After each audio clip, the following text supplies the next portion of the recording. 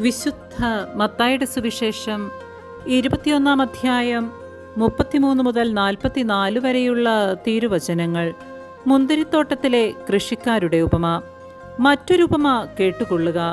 ഒരു വീട്ടുടമസ്ഥൻ ഒരു മുന്തിരിത്തോട്ടം നട്ടുപിടിപ്പിച്ചു. അതിനു ചുറ്റും വേലി കെട്ടി. അതിലൊരു മുന്തിരിച്ചക്ക് സ്ഥാപിക്കുകയും ഗോപുരം നിർമ്മിക്കുകയും ചെയ്തു. അനന്തരം അത് കൃഷിക്കാരെ ഏൽപ്പിച്ചിട്ട് അവൻ പോയി. വിളവെടുപ്പ് കാലം വന്നപ്പോൾ അവൻ പഴങ്ങൾ ശേഖരിക്കാൻ ഭൃത്യന്മാരെ കൃഷിക്കാരുടെ അടുത്തേക്ക് അയച്ചു.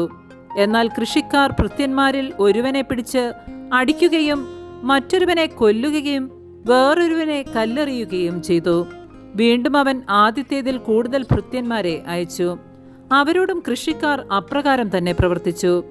പിന്നീട് അവൻ എന്റെ പുത്രനെ അവർ ബഹുമാനിക്കുമെന്ന് പറഞ്ഞ് സ്വപുത്രനെ തന്നെ അവരുടെ അടുത്തേക്ക് അയച്ചു. അവനെ കണ്ടപ്പോൾ കൃഷിക്കാർ പരസ്പരം പറഞ്ഞു, ഇവനാണ് അവകാശി, വരുവിൻ, നമുക്കിവനെ കൊന്ന് അവകാശം കരസ്ഥമാക്കാം. അവർ അവനെ പിടിച്ച് മുന്തിരിത്തോട്ടത്തിന് വെളിയിലേക്കെറിഞ്ഞ് കൊന്നുകളഞ്ഞു. അങ്ങനെയെങ്കിൽ മുന്തിരിത്തോട്ടത്തിന്റെ ഉടമസ്ഥൻ വരുമ്പോൾ അവൻ ആ കൃഷിക്കാരോട് എന്തു ചെയ്യും? അവർ പറഞ്ഞു, അവൻ ആ ദുഷ്ടരെ നിഷ്ഠൂരമായി നശിപ്പിക്കുകയും യഥാകാലം ഫലം കൊടുക്കുന്ന മറ്റു കൃഷിക്കാരെ മുന്തിരിത്തോട്ടം ഏൽപ്പിക്കുകയും ചെയ്യും.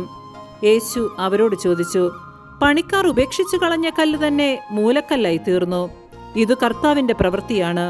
നമ്മുടെ ദൃഷ്ടികൾക്ക് ഇത് അത്ഭുതകരമായിരിക്കുന്നുവെന്ന് വിശുദ്ധ ലിഖിതത്തിൽ നിങ്ങൾ വായിച്ചിട്ടില്ലേ?